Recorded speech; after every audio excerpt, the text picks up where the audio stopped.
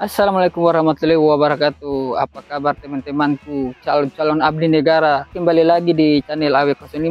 Di video kali ini video yang sangat berbeda. Kali ini saya berada di kebun, yaitu di kebun durian. Sambil jaga durian, sambil saya membacakan komentar-komentar para teman-teman, para calon-calon abdi negara. Tidak usah berlama-lama, langsung saja kita membacakan komentar-komentar para calon abdi negara. Ini juga akan berkaitan dengan teman-teman yang mau mendaftar TNI, maupun itu TNI Angkatan Darat, Laut, maupun Udara. Komentar yang pertama, izin bertanya, kalau SMK jurusan teknik dan bisnis sepeda motor, bolehkah daftar? Jadi, silakan teman-teman daftar Bintara maupun Tamtama. Adik-adik lulusan SMA, MA maupun SMK, silakan daftar. Jangan sungkan, silakan datang aja ke tempat pendaftaran yang telah ditetapkan atau telah ditentukan. Baik, komentar selanjutnya. Ini dari Weli Mamuli ya. Weli Mamuli dia bertanya nih, pembukaan kuat kapan Pak? Makasih infonya. Ya, pembukaan kuat itu tahun depan sekitar bulan Juni Juli. Kalian datang aja, nanti diinformasikan lagi kalau sudah pembukaan. Nanti saya informasikan lagi. Kita lanjut di komentar selanjutnya. Ini ada Leonel dan Leonel ini, nah dia bertanya, izin bertanya Pak, kalau SMK jurusan otomotif bisa Pak? Pokoknya jurusan apapun, mau jurusan kehotelan, jurusan kesehatan yang SMK itu silakan teman-teman daftar Bintara maupun Tamtama. Kita lanjut. Nah, ini tidak namanya nih, namanya User. Lulusan SMK kenapa tidak bisa tes Akmil? Keahlian yang sangat disayangkan. Memang dari sananya belum ada. Minimal kalian mau daftar Akmil itu lulusan SMA, jurusan IPS maupun IPA. Nanti tahun depan diinformasikan lagi apakah ada lulusan SMK atau tidak. Jadi kalau untuk SMK ini kalian bisanya daftar Bintara maupun Tamtama, laut, udara, dan darat ya. Kita lanjut di komentar yang lain. Anwar Sada ya. Izin bertanya, kalau lulusan ijazah SMK lulus di seleksi TNI, apakah bisa masuk di seleksi PM? Ya, jadi dia tanya tentang apakah bisa masuk di PM. Jadi gini ya adik itu ntar aja dulu, ikuti tahapan-tahapan seleksinya. Kemudian kalau adik lulus, yang menentukan kamu mau masuk di POM itu dilihat dari nilai-nilai kamu, kemudian dilihat dari tinggi kamu juga. Pada saat kamu pendidikan, tinggimu berapa? Minimal tinggi POM itu 175, itu standar. Kalau 180, 85 ya. Tapi tergantung pada saat pendidikan kamu tuh nilaimu berapa. Dilihat juga nilai kamu dengan tinggi kamu. Intinya kamu fokus daftar dulu. Yang penting kamu sudah lulus menjadi abdi negara. Kita lanjut. Maditya, ya Maditya namanya Maditya. Mohon bertanya, jurusan perhotelan bisa daftar enggak Pak? SMK jurusan perhotelan ya. Jadi saya sudah bilang lulusan SMK maupun lulusan SMA, MA itu silakan adik-adik daftar, maupun itu jurusan IPA, IPS. Kalau SMK jurusan perhotelan, otomotif, perbengkelan, bebas. Adik-adik silakan daftar. Baik, kita lanjut. Arif Daris izin bertanya, kalau lulusan sarjana pertanian bisa masuk TNI? Mohon informasinya. Nah, jadi ini dia lulusan sarjana ya. Jadi itu ada yang pendaftaran tuh ada namanya PAPK. Tapi kalau untuk sarjana pertanian nanti diinformasikan lagi karena belum ada tuh untuk jurusan lulusan sarjana pertanian ya. Kalau mau daftarnya di PAPK. Kalau untuk Bintara maupun Tamtama kayaknya umurnya sudah lewat deh. Umur batas daftar Bintara maupun Tamtama tuh paling rendah tuh 17 tahun 9 bulan, 22 tahun pada saat pembukaan pendidikan. Oke, kita lanjut. Usia PM, ini usia PM. Kalau rapot SMK semester 1 kelas 3 nilainya tidak ada. Nah, jadi harus ada, nilainya harus ada semuanya dari kelas 1 sampai kelas 3 itu nilainya harus ada rapot ya, dari SD, SMP, SMA itu harus ada nilai-nilainya, tidak boleh dikosongkan.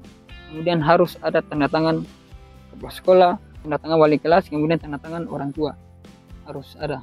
Bang Onio, izin bertanya Bapak, apakah bisa masuk TNI dengan nilai pas-pasan tapi nilai fisiknya bagus? Apakah bisa masuk TNI? Mau masuk dan tidak masuknya, intinya kamu daftar dulu. Mau nilaimu jelek di sekolah, yang penting kamu punya ijazah. Silakan adik-adik daftar. Saya kelas 2 SMK, jurusan usaha perjalanan wisata. Apakah ada kesempatan untuk masuk TNI? Mohon dijawab, biar saya nggak stres. Jadi kan saya sudah bilang terus ini, lulusan SMK maupun lulusan SMA maupun SMA, silakan adik-adik daftar. Dipersilakan, jurusan apapun silakan adik-adik mendaftar. Umur masih bisa, memenuhi syarat, kemudian umurnya belum lewat, silakan teman-teman daftar. Izin bertanya Pak, kalau untuk lulusan SMK jurusan TAV, teknik audio video, apakah bisa untuk mendaftar sekolah TNI? Ini untuk anak cewek Pak. Dia cewek ya. Intinya kamu daftar saja dulu. Kamu daftar, ikuti tahap-tahap seleksinya. Mau lulus dan tidak lulusnya itu semua tergantung dari diri kamu sendiri. Yang bisa meluluskan kamu ya itu dirimu sendiri ya. Intinya daftar. Silakan daftar. User IM2GC 1PO5T. Kalau SMK tapi jurusan pengelasan, apakah bisa untuk daftar cabang PK keahlian? Soalnya jarang mendengar. Tahun 2024 kita juga belum tahu apakah ada keahlian atau tidak, atau cuma reguler aja. Tahun 2023 kan pendaftarannya kan SMK tuh bisa ambil keahlian. Jurusan-jurusan apa yang diambil? SMK, SMA, keahlian, kemudian reguler, keagamaan, atlet tahun ini, tahun 2023 ini. Tapi kalau untuk tahun depan, tahun 2024, kita tidak tahu apakah ada atau tidak, karena setiap tahun itu pasti ada perubahan-perubahan.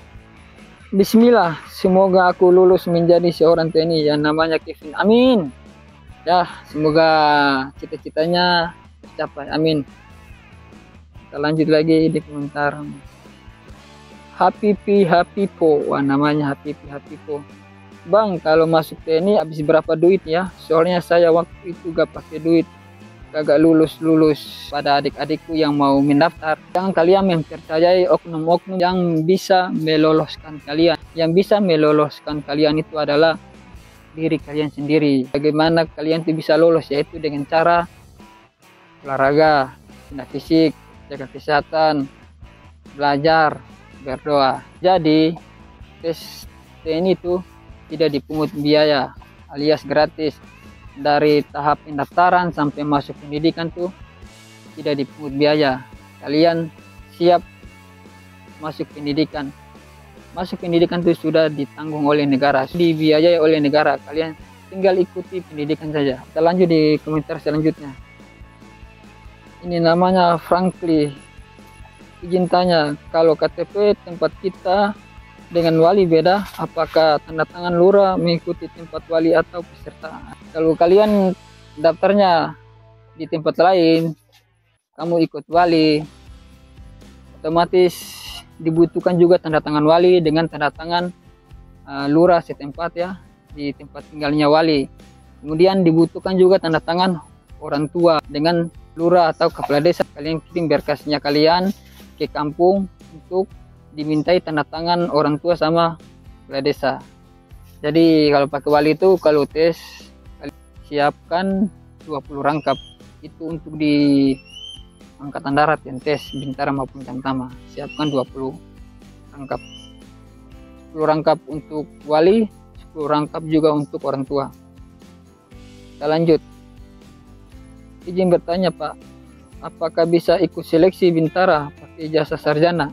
Nah, jadi saya tadi sudah bilang di awal-awal video bahwa ijazah sarjana itu kamu silakan daftar melalui jalur PAPK. Jadi kalau untuk tes Bintara maupun Tamtama itu minimal ijazah SMA sederajat. SMA, MA maupun SMK. Usia minimal 17 tahun 9 bulan. Maksimal paling terakhir paling tinggi itu 22 tahun pada saat pembukaan pendidikan pertama. Jadi kalau umur terakhir kalian daftarnya umur 21 tahun. Tapi kalian lahirnya bulan berapa dulu? Dilihat dari tanggal masuk pendidikan. Ini namanya Isma Bais ya. Pak, izin bertanya, kalau salah satu orang tua sudah tidak ada dan KTP-nya juga sudah tidak punya karena kebakaran, itu solusinya gimana Pak? Jadi gini ya adik, kalau teman-teman mau mendaftar, kemudian salah satu orang tuanya sudah tidak ada, contohnya saja bapak kamu sudah meninggal, kemudian tinggal ibu kamu. Jadi yang kepala keluarga tuh ibu kamu. Jadi kamu siapkan kartu keluarga.